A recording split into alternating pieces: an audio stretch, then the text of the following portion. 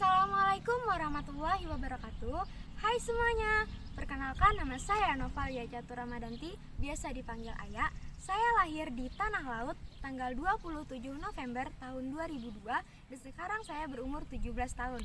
Saya merupakan mahasiswa baru di Universitas Lambung Mangkurat, Fakultas Ekonomi dan Bisnis, program studi S1 Manajemen. Alasan saya memilih program studi S1 Manajemen karena ingin meningkatkan kemampuan leadership dan manajerial di bidang manajemen agar bisa bersaing di tingkat nasional. Saya memiliki beberapa pengalaman berorganisasi, seperti mengikuti organisasi siswa intrasekolah, mengikuti karya ilmiah remaja, dan lain sebagainya. Hobi yang saya miliki yaitu bernyanyi dan mengedit video. Setelah ini akan saya tampilkan bakat saya, yaitu menyanyi.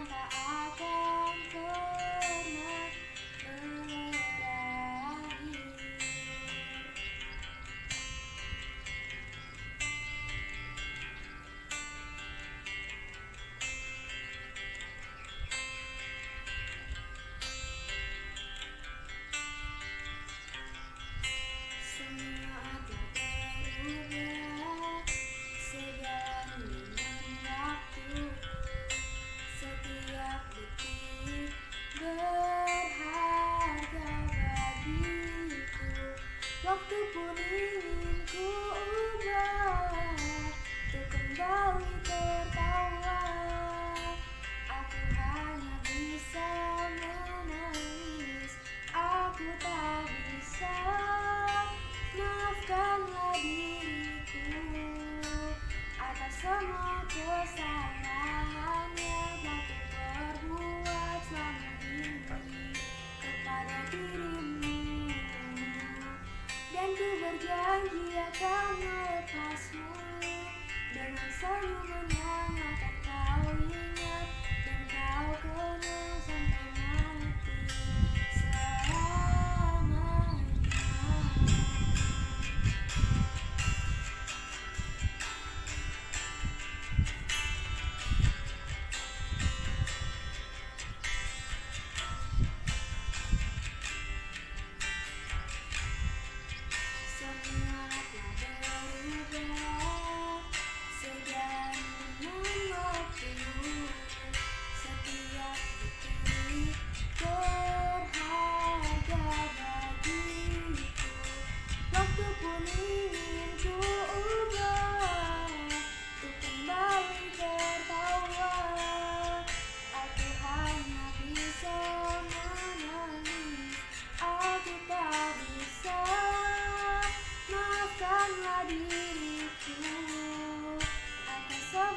Kesalahan yang telah ku perbuat selama ini kepada dirimu.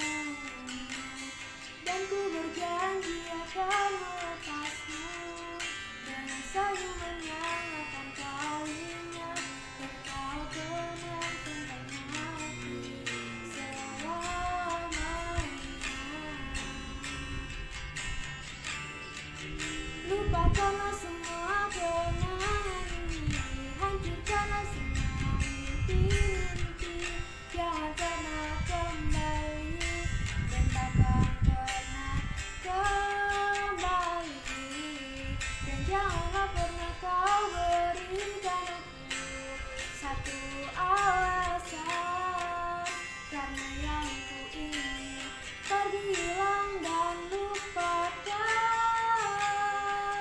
Maafkanlah diriku atas semua kesalahan yang telah ku perbuat selama ini kepada dirimu.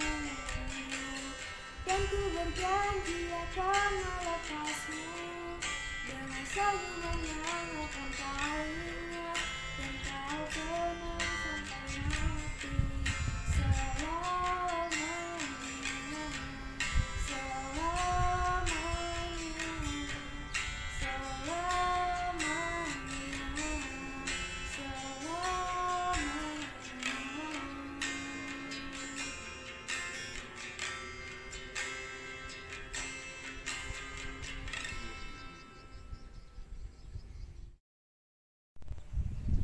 Faktor penentu perkembangan ekonomi di suatu negara yang pertama yaitu ada sumber daya alam.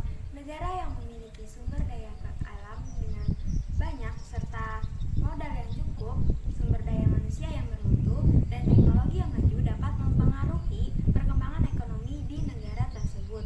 Yang kedua yaitu kualitas dan kuantitas masyarakat atau pertumbuhan penduduk. Setiap tahun adanya peningkatan dan pertumbuhan penduduk berpengaruh besar terhadap perkembangan ekonomi. Apabila pertumbuhan dan peningkatan penduduk tersebut diiringi dengan pendidikan dan pelatihan yang cukup dan baik, maka akan memperlihatkan hasil yang baik juga untuk perkembangan ekonomi nantinya. Yang ketiga yaitu perkembangan teknologi. Perkembangan teknologi berperan penting terhadap perkembangan ekonomi. Yang keempat yaitu sistem sosial dan sikap masyarakat. Sistem sosial seperti adat istiadat, budaya, serta sistem feodal atau sistem kepemilikan tanah. Sikap masyarakat yang pemalas, etos kerja yang rendah, tingginya ego masing-masing. Jika ada teman yang tidak mampu membayar UKT dan waktu tenggat pembayaran tersisa 1 minggu, saya sebagai duta akan mengajak teman lainnya peduli sesama dengan cara mengajak berdonasi untuk membantu pembayaran UKT teman. Motivasi yang saya miliki mengapa saya mengikuti kontes duta manajemen karena saya melihat pemilihan ini adalah salah satu pemilihan terbaik yang ada di Universitas Lambung Mangkurat. Dengan menjadi bagian di dalamnya, saya rasa saya memiliki wadah untuk memperluas lingkup pertemanan, menambah ilmu, melatih skill, dan lain sebagainya. Terlebih saya adalah generasi muda harus mencontohkan hal yang baik terhadap teman-teman. Kontribusi yang ingin dapat saya berikan kepada program studi S1 manajemen dan teman-teman lainnya, yang pertama yaitu saya akan mengajak teman-teman mengerti bahwa pentingnya berorganisasi. Setelah itu saya akan mengajak teman-teman untuk berdonasi, memberikan kepada orang yang lebih membutuhkan. Setelah itu saya akan mengajak teman-teman untuk menampilkan bakatnya melalui lomba-lomba non-akademik. Kontribusi yang ingin dapat saya berikan kepada program studi S1 manajemen dan teman-teman lainnya, yang pertama yaitu saya akan mengajak teman-teman mengerti bahwa pentingnya berorganisasi. Setelah itu saya akan mengajak teman-teman untuk berdonasi, memberikan kepada orang yang lebih membutuhkan. Setelah itu saya akan mengajak teman-teman untuk menampilkan bakatnya melalui lomba-lomba non-akademik. Itu saja yang bisa saya sampaikan. Salah hilafnya mohon maaf. Jangan lupa dukung saya karena dukungan dari kalian sangat berarti. Saya akhiri. Wassalamualaikum warahmatullahi wabarakatuh. Assalamualaikum warahmatullahi wabarakatuh. Perkenalkan, nama saya Hasna Nur Hafifah. Saya biasa dipanggil Hasna. Saya dari Prodi Manajemen Fakultas Ekonomi dan Bisnis Universitas Lambung Mangkurat Banjarmasin.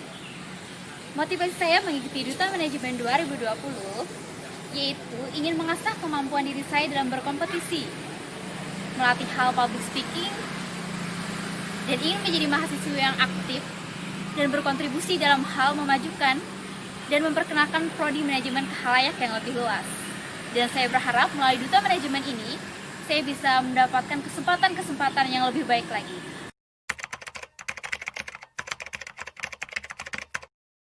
Tidak dapat dipungkiri, di tengah pandemi virus corona atau COVID-19 ini, ternyata semua sektor usaha terdampak, termasuk di dalamnya sektor usaha mikro, kecil, dan menengah atau yang sering disebut UMKM.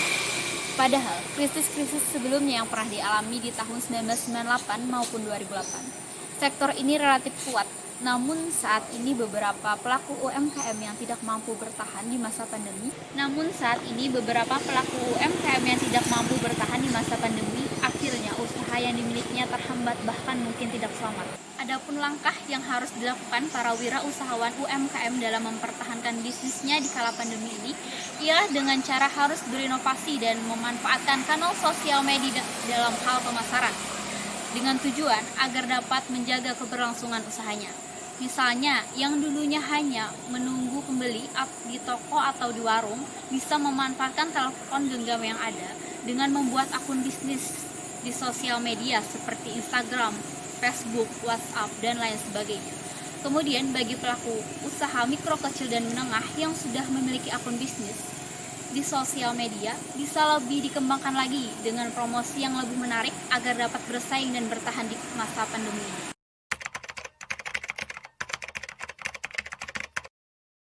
Adapun rencana saya selama menjadi mahasiswa 4 tahun ke depan, yang pertama saya ingin mengikuti ajang pemilihan duta manajemen, kemudian ingin berkontribusi dan ingin menjadi bagian penting dalam organisasi kampus maupun luar kampus, yang ada di kampus maupun di luar kampus.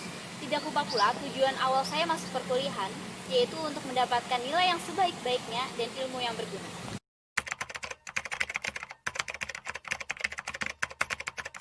Adapun perbedaan diri saya dengan kandidat duta manajemen lainnya dapat dilihat dari semangat saya dalam mengikuti ajang pemilihan ini. Kemudian saya juga memiliki ide dan gagasan yang sudah saya rencanakan secara matang sebelum saya mengikuti ajang pemilihan ini. Dan saya tipe orang yang pantang menyerah dalam meraih impian, pekerja keras, dan cukup berintegritas sehingga saya bisa mendapatkan posisi sebagai duta manajemen 2020.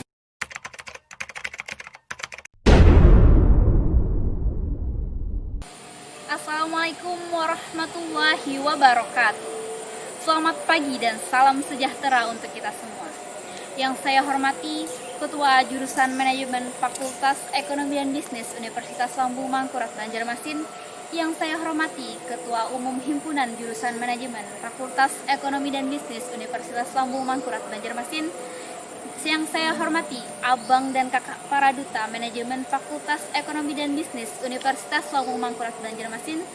Yang saya hormati Abang dan Kakak para Duta Manajemen Fakultas Ekonomi dan Bisnis Universitas Lambung Mangkurat Banjarmasin. Dan yang saya banggakan kawan-kawan mahasiswa sekalian. Alhamdulillahirabbil alamin.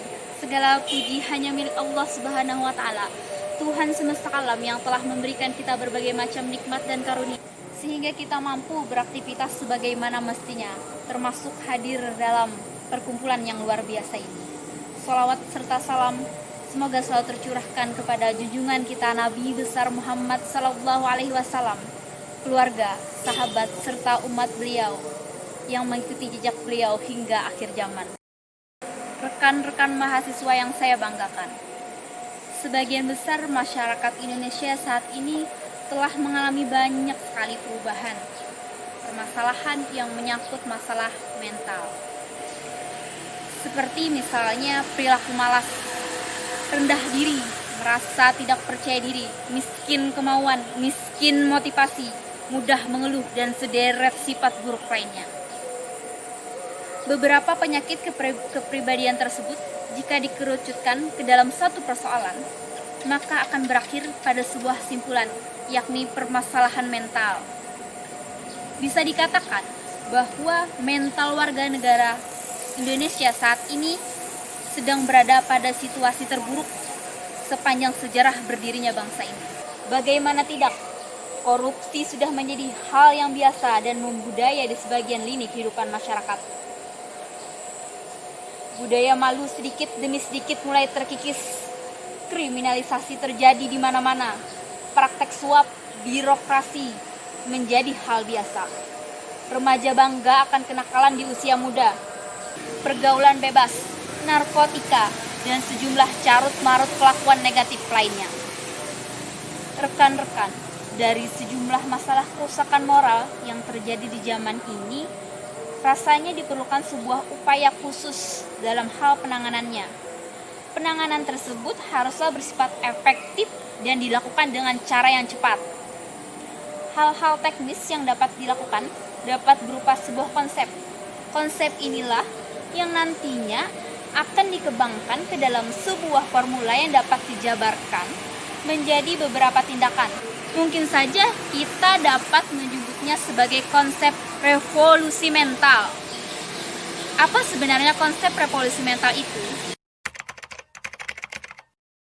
Pengertian konsep revolusi mental jika diartikan secara bahasa dapat kita terka di dalamnya. Adalah sebuah perubahan besar yang dicapai dalam waktu singkat. Perubahan ini terjadi tidak hanya sebagian, tapi keseluruhan dari sesuatu yang ingin diubah. Bisa berupa sistem, tata kelola pemerintahan, dan lain sebagainya. Sedangkan mental mencakup apa yang kita miliki dalam diri kita. Bisa itu berupa sikap, perilaku, kepribadian, dan lain sebagainya. Dengan demikian, maka dapat disimpulkan bahwa revolusi mental adalah sebuah perubahan besar yang harus terjadi dari apa yang telah ada dalam saat ini dalam diri kita masing-masing.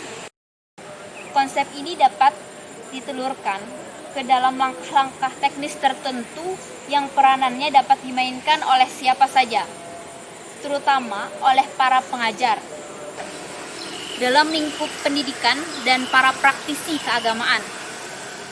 Setidaknya kedua ranah panah inilah yang menurut saya paling dominan dalam mengambil tindakan teknis dalam upaya revolusi mental. Menurut saya saat ini yang paling penting untuk dijadikan objek sasaran perubahan mental adalah para kaum muda. Generasi ini masih ada harapan kuat dan serta potensi untuk lebih baik lagi ke depannya. Mengingat belum banyak yang mereka lalui dalam hidup dan masih perlunya mereka untuk dibimbing. Selain itu, mereka adalah generasi penerus bangsa yang akan menjadi pemegang estafet jalannya kehidupan di masa depan, di masa yang akan datang. Tak hanya dalam roda pemerintahan saja, lebih dari itu mereka akan menjadi penerus di setiap lini kehidupan manusia dalam konteks peradaban. Pada segmentasi usia ini, umumnya mereka masih berada dalam naungan orang tua, di rumah, dan guru di sekolah. Karenanya saya menilai pada segmentasi usia remaja inilah waktunya untuk melakukan pembenahan atau bahkan pencegahan terhadap hal-hal negatif yang tidak diinginkan dalam cakupan kerusakan mental bangsa. Rekan-rekan mahasiswa sekalian, dalam banyak hal upaya untuk pencegahan serta pembenahan terhadap kerusakan moral para remaja dan pemuda memanglah harus disiapkan. Dunia pendidikan menurut saya masih menjadi salah satu solusi terbaik bagi revolusi mental yang akan kita upayakan. Hal ini dapat terselenggara dengan adanya penerapan konsep pendidikan karakter yang diterapkan secara aplikatif. Sedangkan peranan para tokoh agama adalah yang paling sentral dari hal-hal yang biasa dilakukan. Setidaknya, kedua ranah penting tersebut jika diterapkan dengan sangat baik, maka akan menjadi sebuah medium bagi terwujudnya upaya revolusi mental. Kita juga perlu melakukan pembenahan besar dalam keseharian hidup kita. Mulai dari menumbuhkan rasa malu untuk datang terlambat, malu jika membuang sampah sembarangan, malu untuk bermalas-malasan, dan lain sebagainya. Rekan-rekan seperjuangan yang saya banggakan, revolusi mental sejatinya diawali dengan hal-hal kecil. Kita tentu menyadari bahwa segala perubahan besar diawali dengan tahapan-tahapan kecil. Sebuah perjalanan panjang selalu diawali dengan langkah demi langkah untuk mencapai suatu tempat yang dituju. Mahasiswa muda, mari berkarya, mari berprestasi. Generasi muda, generasi penerus bangsa. Demikian yang dapat saya sampaikan. Semoga dapat memberikan manfaat yang besar bagi kehidupan kita. Terima kasih. Wassalamualaikum warahmatullahi wabarakatuh.